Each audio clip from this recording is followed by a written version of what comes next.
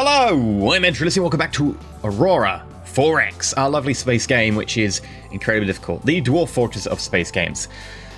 So, we've gone on about 30 days since the last episode, and I hit an event. We'll bring it up on the event log so you can see it more easily. Communication. Attempted communication with Aurora. Failure. The contact team believes this race is too alien, and communication can never be established. No further attempts have been made. This means that we have failed to make contact. We can no longer actually contact them. They are just too different from us. So, well, I guess we can get rid of our diplomatic team. Now, FYI, for people's interest, in between episodes, I did call in a little bit of a consult. I asked both Sir Beardian, who is an expert in this game, has a channel with some really good tutorials, and Kazua, if they could both have a look at my game, my save game, my database, and let me know if they think it is possible to defeat this foe or not. Because, of course, we did start conventional. All the other races have started trans-Newtonian, so they have a tech advantage, they have an industry advantage, they have a shipyard advantage. I think they start with the same population, so that's the same. They start with ships as well, I think, maybe. So they start with a lot of advantages. Maybe not the ships, but they start with a lot of tech. Anyway, and they said that it might be possible to beat them. Because if it was going to be impossible, I'd have just deleted the jump point or something. As it is, it might be possible to beat them. So we're gonna push on. And they did say that I need to tech up. So with that advice, I'm going to need to militarize and tech up fast. But it is possible to hold out. Now, everything else is pretty good. We found a couple of jump points in the Nori system. We're not going to investigate them just yet. We're waiting for a couple of techs to be done. Tokyo has completed orders, which means it has put a jump gate on every one of our jump points. I don't want to jump point the jump gate the other side of them for now. We're just going to bring you back to Earth. So, refuel, resupply Earth. A lot of secondary order stuff. That's fine. We're on the 11th of February at the moment. And as soon as we get to our techs, that's when we're going to start having a real in-depth discussion of how to advance, because we need to maximize everything we get now. We need to get everything as good as possible. Okay, we completed our research into grav sensors. How long till you're done? Like 20th of May, okay. Could you be done this year? You could. You could be done in September. For the next layer of armor.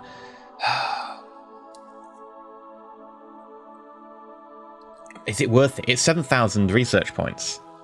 We might need to just cut it. I think we cut it. Now, the reason behind my logic here is that this armor will make a slight difference. It won't make a huge difference, though. And it's going to cost 7,000 research points. We can always come back to it, so we'll cancel it for now. There are other things we need. Primarily, we need basic missile techs. Hell, reduced size launcher will really help if we're going to put them on FACs. Again, fast attack craft are probably going to be the immediate thing we make. So we'll start building those. They'll be done in June.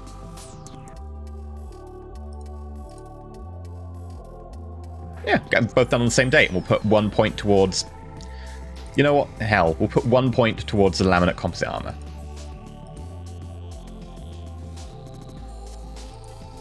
But our main concern here is going to be our missiles. Or maybe kinetics, but we need a weapon, and we need a good weapon. So we'll skip forwards 30 days.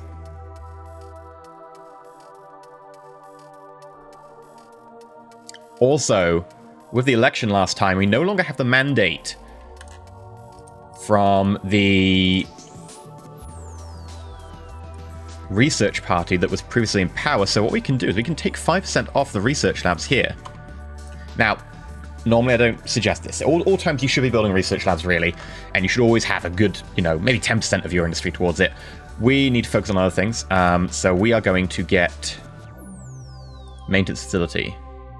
We're going to get like another 15. That'll bring us up to 10,000 tons we can have. Put that in at 5%. It'll take a while to do, but we'll probably allocate a little bit more at some point. Right. You're done with your orders. We're up to the 12th of March.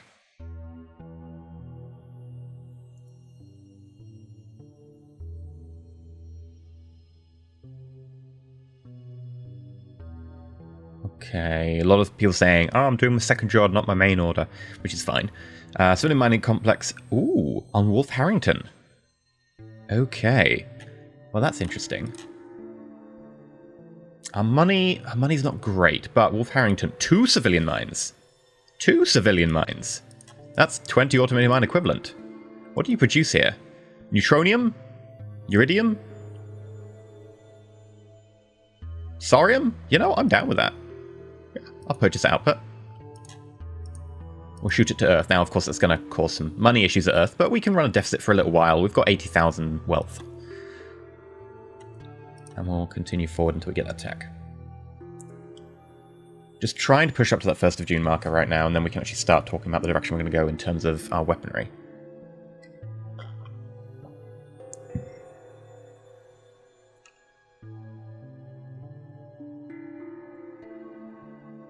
Oh, we discovered a new jump point in Scenic Giant. Well, that's lovely. Oh, so it was added to the Everest. Yeah, we're fine. We don't want to advance that right now.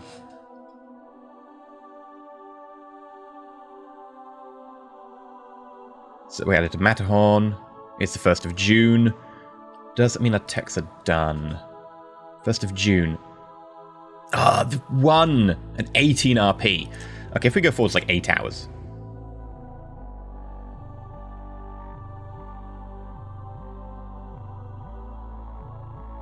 It might be on the... Right. So there's a production tick every 5 days at which production is calculated. Research is on a production tick. So even though it is the 1st of June right now, it's now the 2nd of June, it's not calculating production until the next 5-day tick is done. So regardless of what we're doing right now, even though we are past the date at which they're normally done, we need to wait for the 5-day tick to be finished. If that sounds a bit weird, it's just, again, I mentioned this earlier, but the game doesn't calculate production every second, because that would take a lot more processing time. It calculates it every 5 days. And there we go. We've researched maximum engine size, we researched reduced launcher size, added slipway. I believe that most of our slipway's done, right? Yeah, the Eiger is still working on that 15,000 ton. But we now have 4, 10,000, 4, 9,000, and 9,000 tons. Okay, research. It's going to be missiles kinetics. That's going to be our main focus here. Magazine ejection chance, which is good. Magazine feed efficiency, we're going to need one of these. So, how many labs can I give you? 25? You get 25 labs. It'll take you not long. Take you 2 days. What else do we need? Reduce size launch again? Tempting. At this point, you're talking 20 times reload. That's getting iffy in combat. This is really just a stepping stone to the next one, which I believe after this is box launcher. I don't think there's one in between. I think it goes from this to box launcher. Box launchers cannot be reloaded, except in a hangar, or I think in orbit in maintenance facilities. Normally used for stuff like fightercraft. So the fightercraft fire missiles and they have to go home to reload, but they don't reload from internal magazines.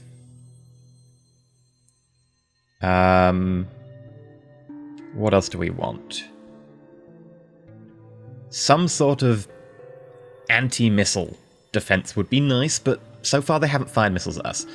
Our only encounter with them was lasers, which, if that's the only thing they've got, sure. I doubt that's going to be the case, though.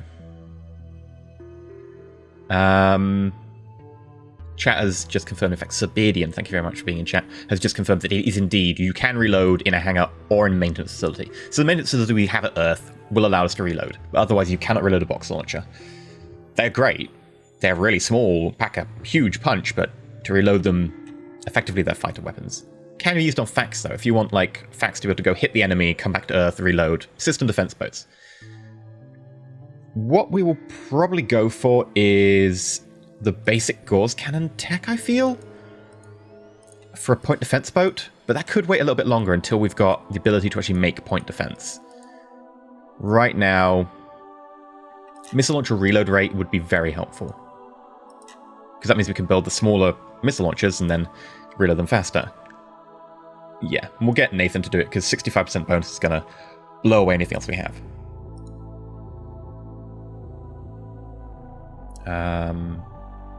Okay. So we've got to go like a 5-day tick.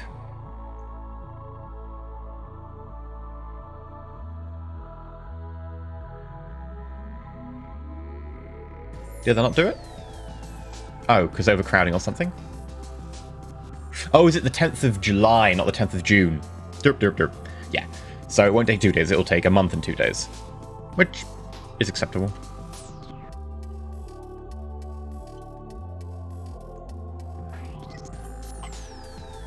I'm kind of watching that jump point at Liara like a hawk. If someone comes out of there, we're going to have fun. And by that, I mean they're just going to murder us. We can't have fun right now. We do not understand what fun is. We have no way to defend ourselves. Supply of Saurian on Earth has been exhausted. That's it. We have no more fuel. We're going to need this. Military ships, because they tend to move faster, need to be less efficient. And because of that, they use more fuel. If we use more fuel, we're going to need fuel. We have no Saurian on Earth. We actually have no way to gain any more Saurian except for the fact there is one very nice commercial mine sending us Saurian. That's not enough. So we're going to need to design ourselves... I thought it was going to be military ships that were going to be the first thing we design. In fact, it's going to be a fuel ship. Slipway editor Windermere. That's lovely. Saurian. Yeah.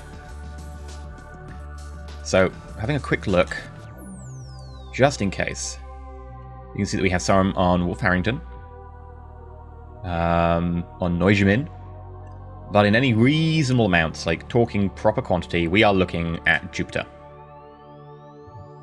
Which is a shame. And other than that, we completed our research into magazine feed efficiency. So, looking back at missiles kinetics. 15% bonus. Excellent. Your bonus is improving. I very much appreciate that. We would like... It's so tempting to go for the levitated pit implosion warhead at 4 times. It's 4,000 points. I think someone would appreciate, probably the people on the ships themselves will appreciate magazine ejection chance. It's only a 5% increase, though.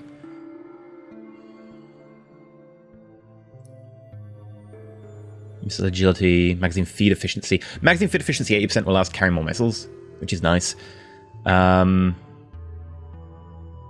know, we'll try and get to box launchers, because that will be a good thing for a system defense boat. It won't allow us to really attack anywhere, because they'll have to come home to reload. But in a system defense capacity, that will be great. So, we'll grab that. We'll go all the way to get ourselves some box launchers. Since it's going to take a while for our system defense boats, we are going to add an extra slipway here. Ah, that's January. Probably fine, because we also need to then research the box launcher.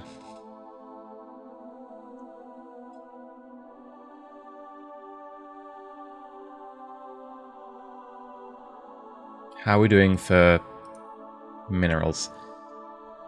Funnily enough, our stockpile plus production is pretty good. Okay. How long will it take us to build an extra slipway? August. No, not going to do that. It's a bit too risky. So, let's talk about our fuel ship. We need a fuel ship. We desperately need a fuel ship.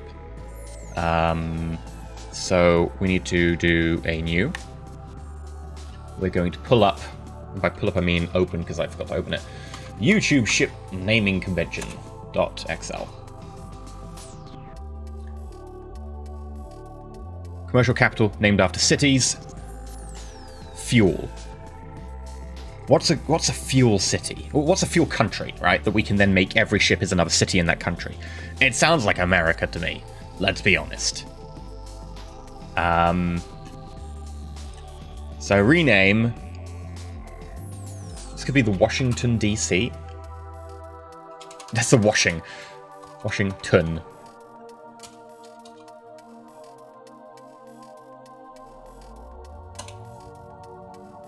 This is the Washington DC class. We might just get rid of DC at the end of it. Washington class, just because otherwise the DC might get confused with the mod. Change this to... This is going to be a fuel harvester. Ceramic composite armor. Now, what we need to know is firstly, Thorium harvester. There we go. That is a 2,500 ton module. What it will do is it will sit in orbit with this ship around a gas giant. It will then proceed to take the thorium from the gas giant and will convert it directly to fuel. It doesn't actually need a fuel refinery. It has one on board. So you can just take the fuel directly to Earth without having to refine it at Earth. Kind of wish there was a module that, you know, you could just get the fuel, the thorium with, and then take it to Earth without having to refine it on board, because we have refineries already. But in the end, it's more efficient this way. If we get rid of our refineries, we can have people do other jobs. So we're going to be putting some thorium harvesters on board. Now, of course, they are 2,500 tons. So we are going to need to plan how big the ship is going to be. Obviously, the bigger the ship, the more thorium harvesters we can fit. We are going to have to look at our managed shipyards. So I think we can have a look and say, well, it could be the Nest shipyard at 40,000 tons. My temptation is normally to go bigger. Something like the Windermere shipyard, maybe. Could even go for the Victoria, but that would be a very large ship. We could do it with 40,000 ton shipyard, though. Let's have a look. So one thorium harvester, say I wanted actually to have like 10. So click 10, and then that gives us another 10. Reduce that by 1, because we had one there already. We've got a 20,000 ton ship.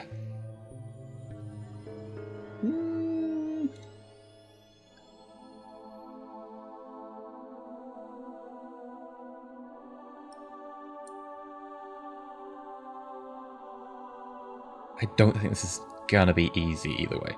We'll grab our really efficient engine. Yeah, we can make you 40,000 tons quite easily, actually. We can actually make this reasonable. Like, it doesn't need to be a fast ship, remember. Because this ship is going to sit at a gas giant, and for most of the year it is going to sit there refining and refining and refining, and then when it is full, it makes one trip to the nearest colonized planet and dumps the fuel. That's it. Which probably means it's going to go to Mars most of the time, because Mars will be closer generally, which is awkward. But it will do its job, and it will do it well. So we're going to give it fuel storage. Now, normally you want to have a large fuel storage, or even larger than that. I think you can get like an ultra large. It's called something like that. Sadly, we only have fuel storage. Is there any way we could get an ultra large before we do this? Because it's just simpler. Is it on logistics? Fuel large. Yeah, 1,000 tons. We could start on that.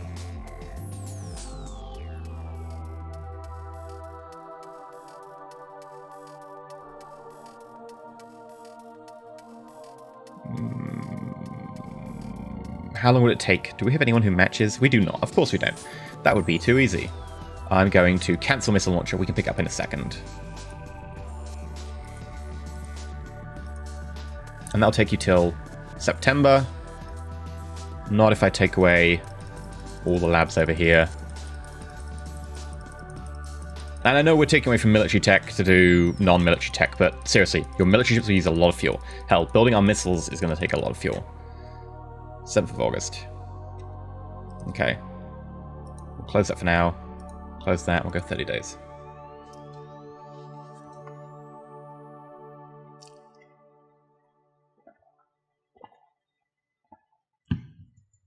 Right. August.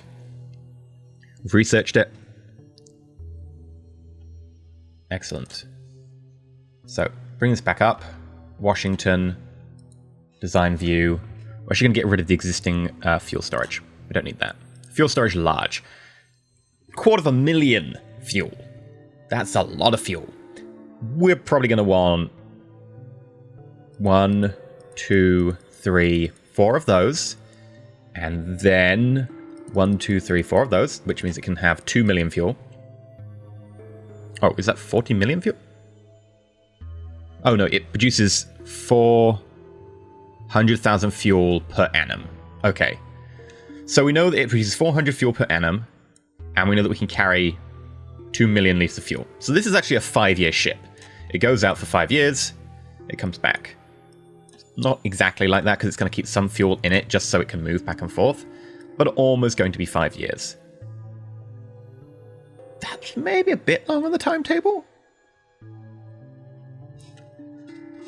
What we could do is maybe reduce that by an engine, and then if we go down here, get ourselves extra storm harvesters. We've got to bring this down to 40,000 tons, don't we? No! 40,900 tons. So actually, 2 million, it will do it in almost 4 years. So about every 4 years.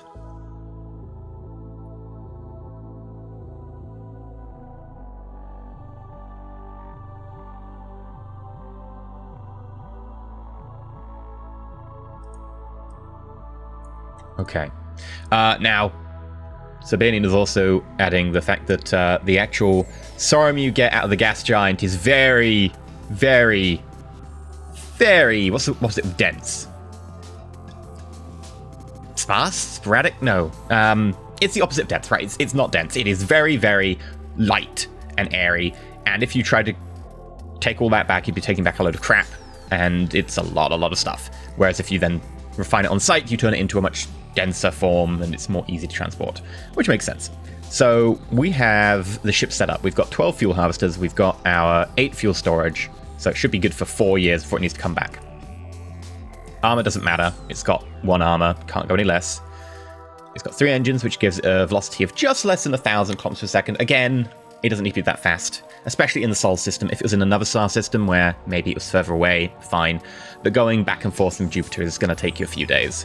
Again, we're looking at 4 years in terms of how long it needs to go out for before it has to come back. A few extra days is neither here nor there. We could put more inefficient engines on, because it produces so much fuel. We could do. The only thing I would be tempted to do is just to get it below that 40,000, just so we have, you know, a nice round... Oh, it's below 40,000 as opposed to... It's just over. If we did that...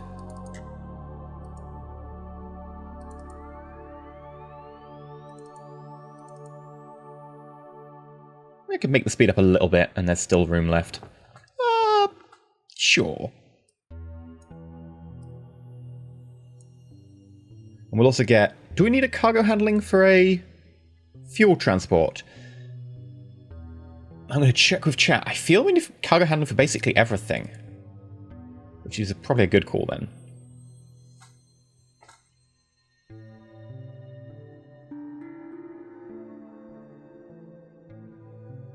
I'm waiting for Twitch chat to catch up. Cargo handling does not affect fuel. Fuel transfer is instantaneous. Yeah. I knew there was a weird one with this. I was like, is it the weird that it works, or is it weird that it doesn't work? Yeah. Fuel transfer is instantaneous. I know that's true between a fleet. It's also true, apparently, between the fleet going to a planet and dumping its fuel. So, there we go. We don't need cargo handling. Normally, that massively speeds up transport times. If you try and transport something off a transport, like a box of minerals, as we've seen before, it will take you a long time, unless you have a cargo handler. So, this ship is good. I don't think there's anything we'd want to add. We might consider adding like a tiny sensor or something, just so that it can technically see if someone comes to kill it. But I don't know if I can be bothered. I think this is good. I think it's fine.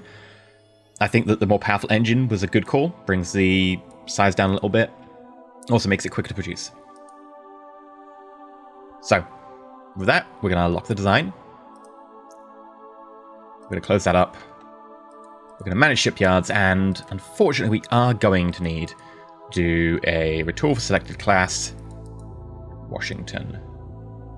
It's going to be complete in February. And again, we could maybe build it here, and because it's not got a class assigned, it would be done instantly. But it would be a waste of the rest of the space there, and I'm going to save this one. We're going to build a very large ship, which won't be that far away. I'm probably going to start thinking about producing a asteroid mining ship in the near future. And we might well just make it 250,000 tons. So, the Washington, retool, at Ness, yes. Means we won't be able to produce any more Parises. So we might consider getting some Parises now. The Paris is a little bit out of date. We've got 4 of them. We're okay for now. Right. With that, I think you're good. You're going to be done February next year. Okay. Research. This is kinetics. Reload rate.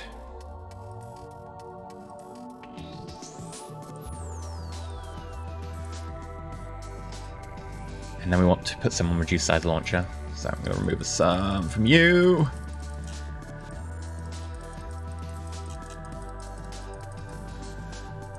Try and make these roughly equal.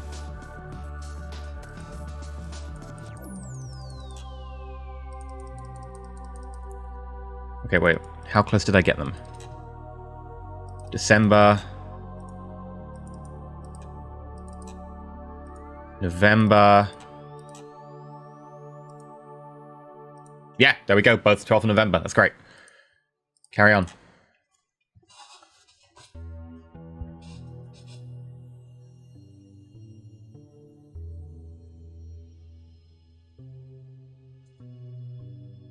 Overcrowding on Mars. Now, what do you expect? Do we have any infrastructure sitting around on Earth? Yeah, we've got 2,200 infrastructure. Okay. Well, I could get my freighters to take it to Mars and stop them complaining about the overcrowding. However, there is something else I can do. And what I'm going to do, I don't need to necessarily do it now. I could get my freighters to do it. I'm actually going to do it as a demonstration, is we can go to civilian industry status. We can go to here, infrastructure, supply, and you would like 2,247, if I recall correctly. Just copy that to clipboard. So, supply, infrastructure. What we do at Mars is we go Mars, infrastructure, demand, and Mars is demanding that much infrastructure. So what is going to happen now is that this is a civilian contract. Civilian ships are going to be like, is there anyone demanding anything? Ooh, you're demanding infrastructure. Where can I get infrastructure? Ooh, you're supplying infrastructure. And it will provide the infrastructure over to Mars. Mars is still less than 25 million, so it's going to keep growing, sadly. We can't stop that. How's our money? Still just positive. Okay. Now, if we go up here to the Mitchell Container Group, what we can do is we can persuade them to get more ships by subsidizing them. And notice their wealth is going up by 1,000 each time. So we'll give them about 10,000 wealth. I think that was 10,000 wealth. And then we hit 30 days. And they'll spend that on ships. Now, they'll probably spend it on a colony ship because civilians are dumb. No, they launched a small, a large, and a huge... Oh, it was a colony ship. Yep, it's colony ships. God damn it. Civilians are dumb. Civilians are so dumb. I hate civilians. I hate civilians. Okay. Heisenberg. Are you having problems right now? Okay. You've surveyed everything here, so I think a standard transit through jump point 1 is called for. We're going to go to another unknown system. This is dangerous. Probably should pull back at this stage, but whoops.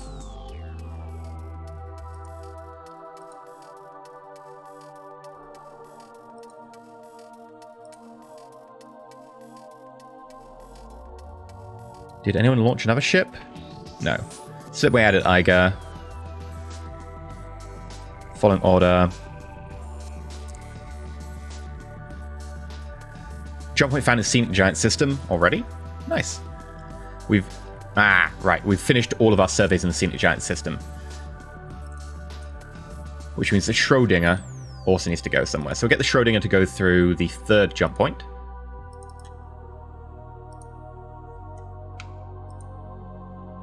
Go back to the Sol system. And we are in 20th of October. We'll keep going forwards.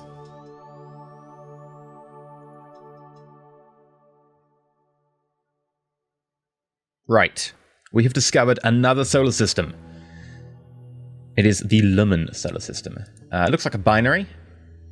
You've got a gas giant. You've got nothing. So it's a pretty boring system. If anything, the best it's going to be is maybe refueling. But there's nothing actually in here for us. You will be named Glass Box Testing. Probably shorten that to just Glass Box System.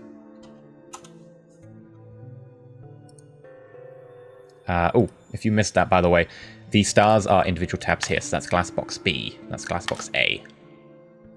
You can see that the yellow line is the orbit of the gas, not the gas giant, sorry, the second star. So that's Lumen B, and that's Lumen A. Nothing in the system, though, of real interest. We are on 26th of October.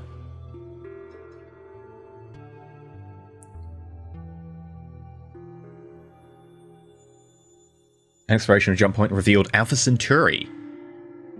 Okay. Hello, Alpha Centauri. 2 terrestrial planets, including one that has a pressure of almost 2 atmospheres.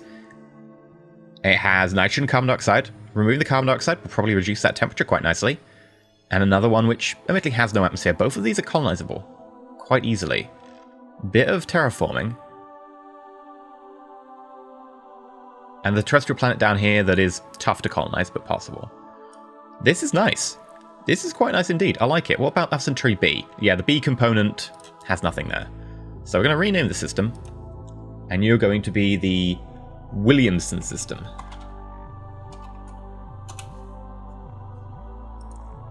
Well, this does look interesting. We'll at some point have to fix our galaxy map. Oh, I also realized that at some point I need to fix my recording software. There we go. So I can actually see the time. So nope, that didn't help. Alright, there we go. We just want to get to the end of this little research binge and start building some military ships.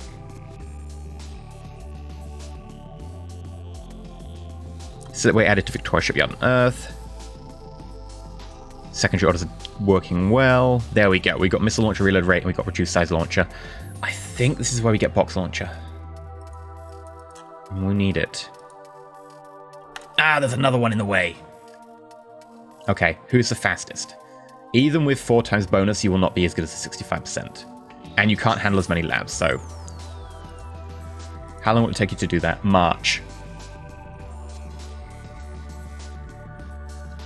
Yeah. There's no way, by the way, that anyone really uses 0.25 size. Like, that's sure, it's a quarter size, but 100 times reload rate? That's hard sell. That's a hard sell.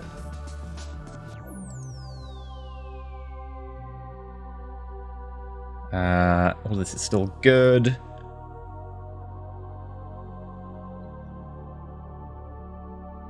What we can do is build a missile. I don't think our missile tech's changing. Yeah, I don't think our missile tech is changing. Okay. So, let's go and have a look at you. The Nori system, we've explored it. There are 4 jump points. One of them leads back to Sol, of course. So what we'll do is we'll get the Einstein to go through jump point 2. And the Feynman to go through jump point 3.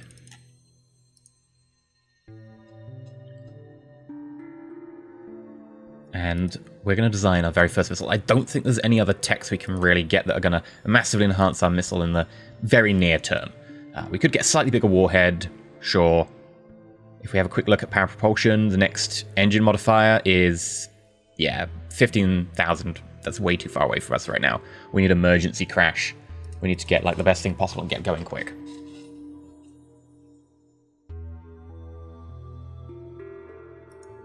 So, we're instead going to build ourselves a missile. Now, this is going to be a little bit weird. Missile design is one of those things where there are several complicated components. Firstly, you have a missile. Secondly, you have to design the missile for what is going to fit in. It's going to be a certain size to fit in a certain launch. And then we also need to have an engine on the missile. So, we're going to click over here. We're going to then click down here, missiles. And this is our missile design. We will also probably need to go and create ourselves a new missile engine. So if we go down here to design, yeah, we can then bring up missile engine. And this allows us to create a missile engine. Now, nearly all the time, you're going to want to have a missile engine with a max power of whatever the highest is possible. You might notice that this is 4. Our max engine power is currently 2 times. You could double this for engines, for missiles. As it says here, missile drives are solid fuel. They have 2 times max power modification and 5 times base fuel consumption compared to ship-based engines. That's why. Missile engines are fast, but they guzzle fuel and then eventually die. However, the fuel consumption does help. We can then change the size of the missile engine, and this is going to then fit into our missile package. So the first thing you need to decide when you're designing a missile is really how big do you want the missile to be. This is going to determine what launcher it's going to fit in. You can make a missile of size 1 through 100. Size 1 is generally considered an anti-missile missile. It's like a tiny little missile that you just need the smallest possible to hit another missile and kill it. Size 100, you're talking, I think that missile is 250 tons or something? Like, we are talking missiles bigger than some ships. Or is it bigger than that? Chat will let me know. Chat, how big is a 100 size missile?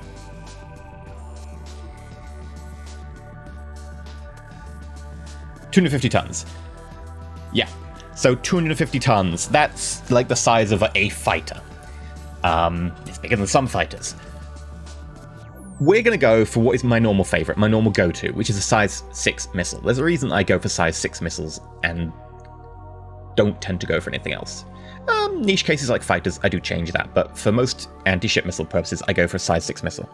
And the reason for that is, any missile below size 6 is treated as size 6 for detection purposes. What that means is, if someone has a radar and they're looking for you, if you're size 1, they'll count that as size 6. If you're size 4, they'll count that as size 6. If you're size 6, they will count that as size 6. Obviously, if you're size 7, you count as size 7. So your missile will be seen at the shortest possible distance if you make it size 6 or less. But you don't get any benefit of going below size 6 in terms of detection range. So, we're going to make a size 6 missile. Now, you might want to just go, right, we'll make the missile a quarter engine. We'll make an engine of 1.5 times size, and then we'll add fuel, and then we'll add a warhead, and then we'll be done. You can add other stuff like sensors, etc. for the missile. That means the missile can seek its target without having to have a mothership pointing at its target, or if its target's destroyed, it will retarget, which doesn't normally happen. However, my general advice is to seek help. Seek desperate help, because missiles in Aurora can be even more complex. And you know, I say this game's complex to begin with, they're even more so. So what we can do is we can bring up our Excel spreadsheet. Hi, welcome to our spreadsheet. This one I downloaded from the internets. You can quite easily find it. There is in fact an app as well, which is on the internets. We're going to just use this because it's got pretty colors. And we're going to go over here and we're going to type in a lot of these valuable, very important things. So if we have a quick look at, say, our warhead strength, you'll see that we've got a value of 3 for each 1 MSP. 1 is missile size point. We also need to know several other things about ourselves. I think we're good. So we know that's a 3. Our missile agility, I believe, is 32. We can check that. Missile agility is 32. There you go. It says over here.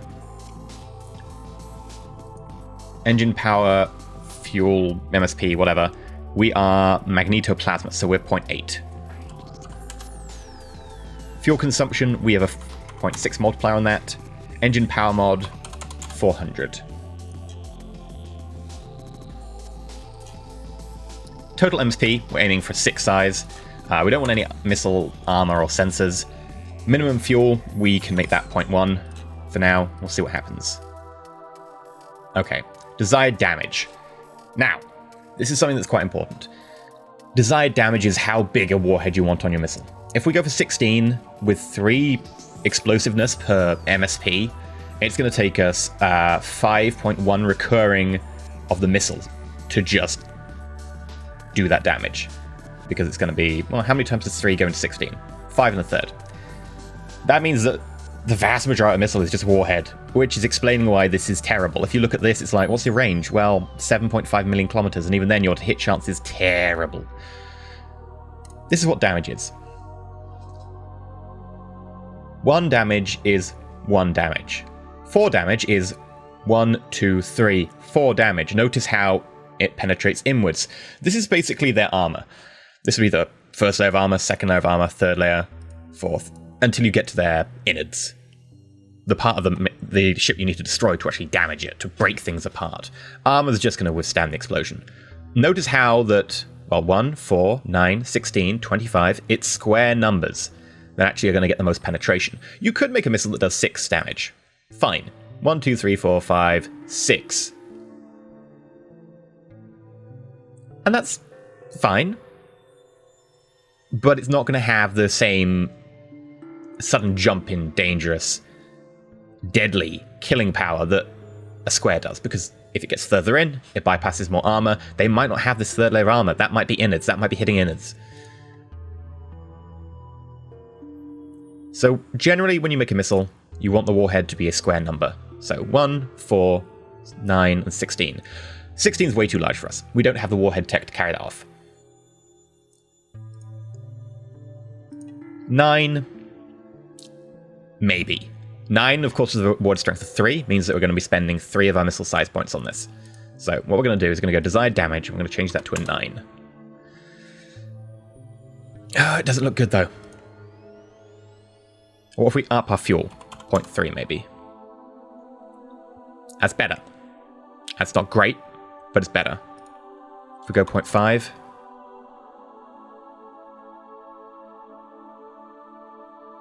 yeah, I feel this is a lot better. Maybe if we go down to like 0.4. The reason being is I don't like missiles that go below 25,000. Missile range. This is good. This is bearable. The hit value is nice. It's not great, but it's nice. Speed is, as Rick is saying in chat, speed is life for missile. Firstly, it determines whether you can catch the enemy. If the enemy starts running away from you, and if they run away from you at half the speed of your missile's going to go half the distance extra to catch it. Secondly, it's going to be great to hit. Thirdly, it's going to really reduce time which they see the missile and can attack it, shoot it down, whatever. 25,000 is tough. But I think we can make it work since it is the very early game. So what we're going to aim here is for this. Somewhere in between these two. If we have just a quick play around with this. That seems good to me. I'm not sure about the range, though. I really am not sure about the range. Because, again, the longer the range, the more the enemy can shoot you before you can shoot them. You have to withstand their fire. Special effects that I can't really get shot.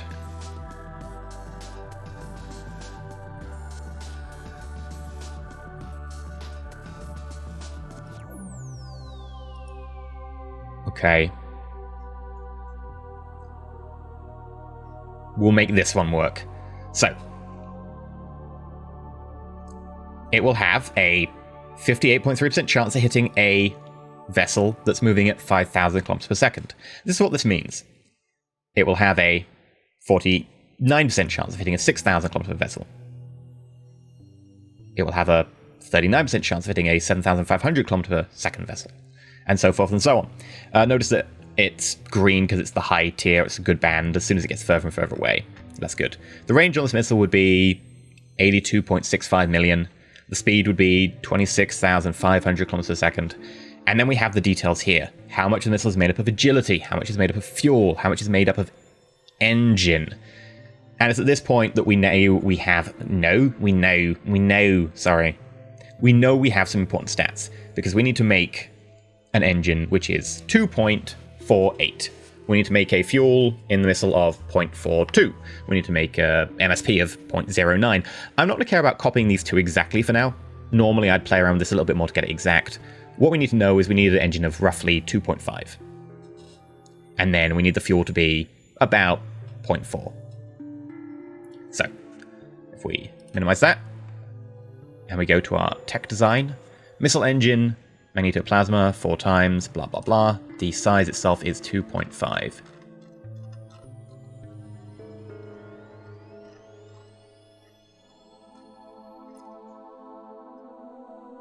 There we go. And I'm not going to bother changing the name of it. There's not really any point here.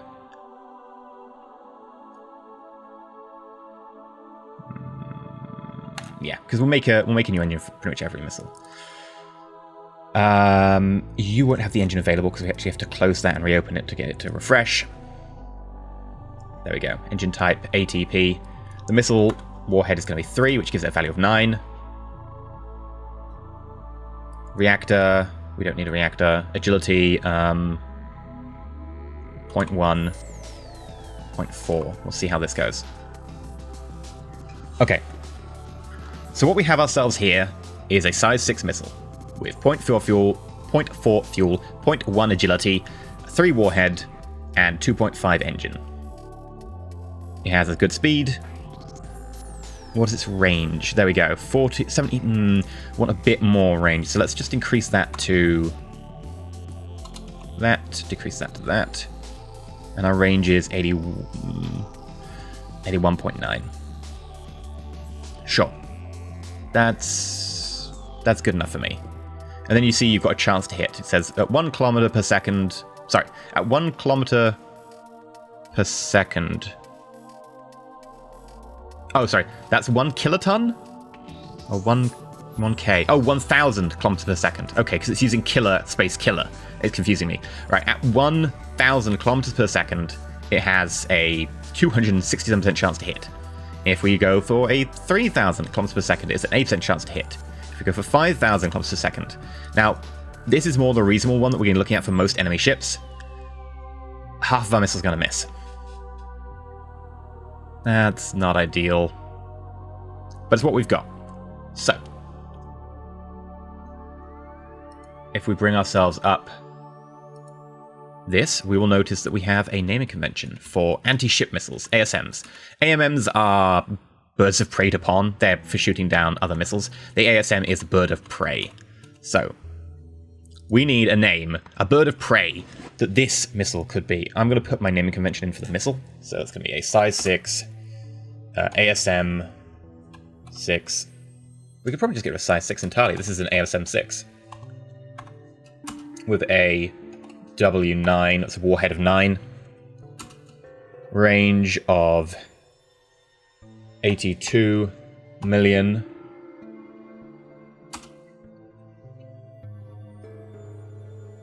Eagle, Hawk, Osprey. All good choices.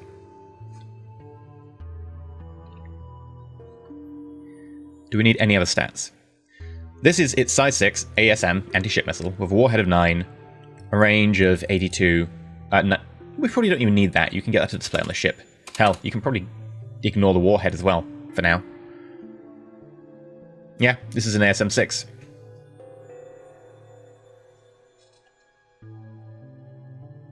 A number of people have suggested Osprey, Hawk and Eagle are also good. I think we'll go for our very first one is going to be Eagle, just because it sounds like an obvious one. It's so obvious that it is our first missile. It will eventually go out of date. But for now, this will be the Eagle missile. Everything there is good. So this is ASM 6 Eagle. Right, and this is series, and we will set the series. Actually, no, we create a series. This is going to be the Eagle series. ASM Eagle series. And then if we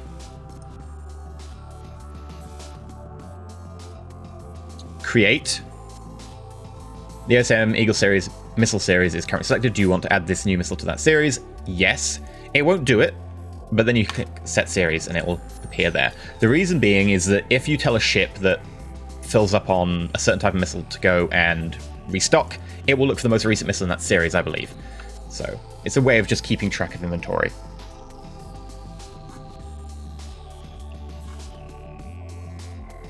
I think that's good. Now, the reason I'm making that missile right now, even though we don't have box launchers, is because we don't need to build the missile in the box launcher. The missile's size 6. All we need to know is that the box launcher needs to be size 6 or bigger. Size 6, because bigger would be a waste. But we can go to our industry, we can go to missiles. Conventional ICBM, no. No, we don't need the conventional ICBM. In fact, we don't need to be able to build that. We need to go to research first. I forget this. there's no way to instant from that screen your missile. However, if we go here, you'll notice that our ASM-6 Eagle is now visible. We're going to instant it here. As I said, we're going to be instanting our tech. So going back to industry. And then going back to missile. There we go, the Eagle.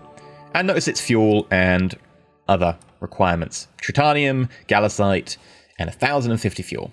We're going to want a lot of these. In fact, I'm going to go out on a limb and say a minimum of 500 to begin with 100% of industry. Now, this isn't normal industry. This is ordnance factories, which we started building. So you can actually just say, you know, use everything. And you'll see down here we have cost per item, production rate, percentage capacity. This will take us, that's going to take us a year and a bit. That's, sorry, 6 years. 5 years and a bit. That's not good. We are building more ordnance factories. We'll probably need to do an ordnance production rate, but at least we've got started, and that's why I want to get started early on that. Beyond that, we need to get rid of this conventional ICBM. I don't see that. That's just bad. We're going to go and click up here in our tech screen. We're going to go down to missile. You may have seen me doing this earlier. And I'm going to click conventional ICBM, which is a size 24 missile, with a speed of 10 kilometers per second. With terrible endurance, a terrible range, it's mostly used for bombarding your own planet. And we're going to obsolete that. Nobody needs that. Go, shoot, get away. With that done, though, we have the first missile being produced. We are also working on box launchers. Well, the thing before box launchers. Ugh. We just need to hope that the enemy don't come knocking on our door just yet. Found a new solar system, though. Hopefully, it's friendly. It's got a nitrogen carbon argon atmosphere. In fact, the carbon dioxide is... F means it's dangerous to people, right? Why is that? Carbon dioxide isn't normally. I know it can be in certain circumstances.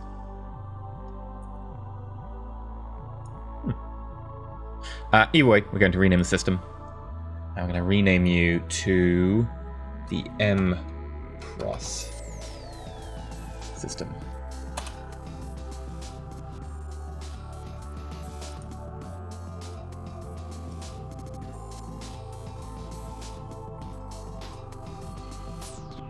And here we've got another reason to rename your systems. Wise, and then a lot of numbers.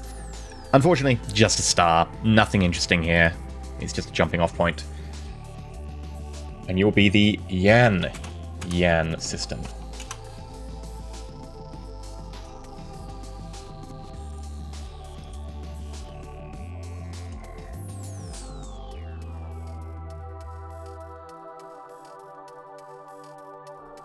Okay.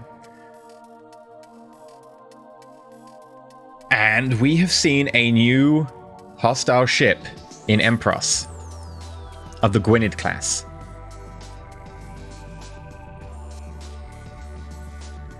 What? You're joking. Why are they here? They're so close by, they share a lot of the systems that they can get into. They've just found the SV Thaneman 002.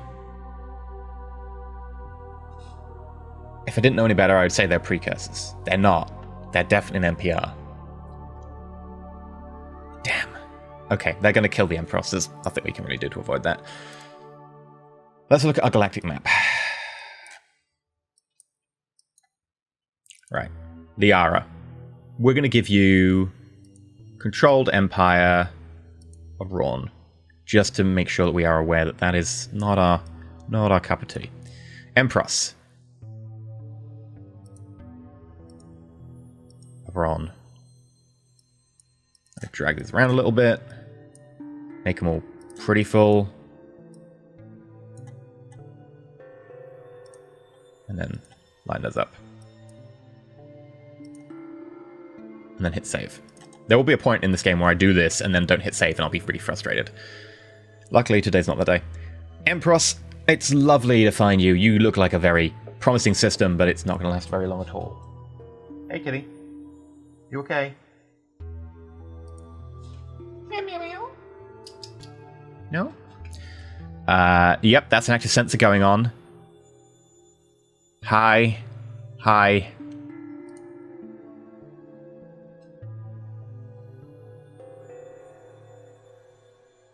They left us alive? They left us alive. No. No, they haven't left us alive. They fired missiles. That's why there was a small delay there.